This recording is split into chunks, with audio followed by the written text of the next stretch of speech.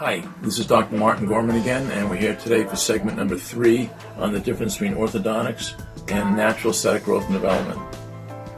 Today we're going to start off with orthodontics, how they basically ignore the airway, and what we do is enlarging the airway. And we have to remember when we're growing airways, and I'm just talking about your trachea and your neck and the back of your throat, I'm talking about your nose also.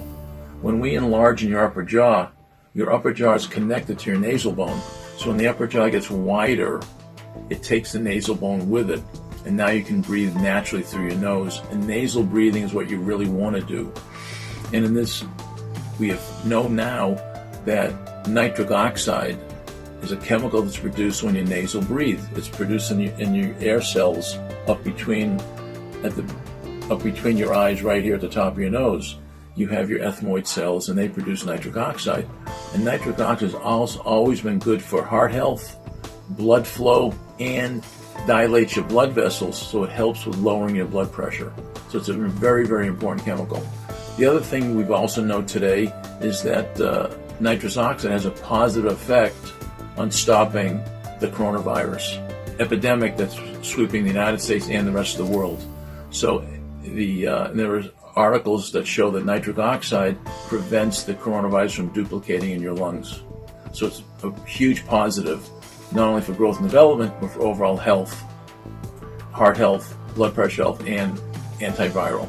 Orthodontia typically ignores the proportions of the face, whereas we change the face to appear more aesthetic. We started looking at patients' eyes 15, 18 years ago when we took our pictures. And we look at the eyes and we can see that when we're doing something correct, the face changes, the happiness of the patient changes, they look healthier, they look happy, they look great. And when you're just moving teeth, you're not getting that result typically. Next is braces are very mechanical in nature, whereas natural growth and development is ideal. What we do with our appliances is help the body to do what it's supposed to be doing on its own, and it's not doing. And like I said, one of the main reasons it's not doing it is we're not nasal breathing, and our tongues are not really strongly pushing into the palate, forcing the upper jaw to grow laterally. And when the upper jaw grows, the lower jaw follows suit. In the orthodontic world, the orthodontist does most of the work.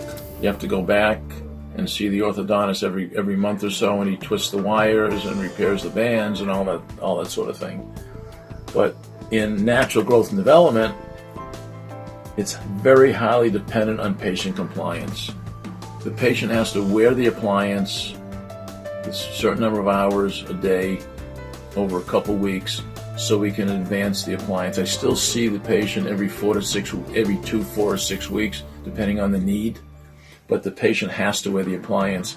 And it's very similar too. We've been talking a lot about nasal breathing, tongue, oral muscle function, and if you're not doing that correctly, then you would also need to see a myofunctional therapist that will train you to breathe through your nose and have your tongue go forcefully to the palate and have your lips and cheeks all work correctly. But there are exercises to do. If you don't do the exercises, the real cause of the improper development and the crowded teeth and the smaller airway, we may be able to correct that, but then there will be relapse. If we don't direct at the cause of the problem and correct that, we're going to have relapse. So, again, my name is Dr. Martin Gorman. I hope you enjoyed the 3-part series on orthodontics versus natural growth and development. And if you would like to come in for a consult, just call us at 818-995-1891. We'd love to help you out, give you a healthy, productive life. Thank you very much for your attention.